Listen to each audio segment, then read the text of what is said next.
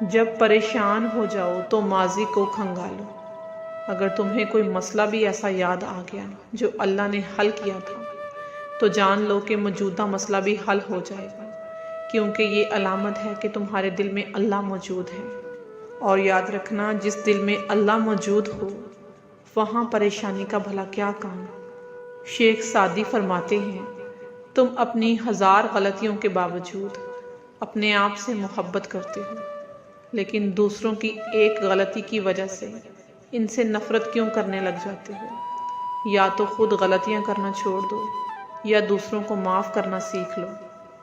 دوستی کے بعد محبت ہو سکتی ہے، مگر محبت کے بعد دوستی نہیں، کیونکہ دوا موت سے پہلے اثر کرتی ہے، موت کے بعد نہیں۔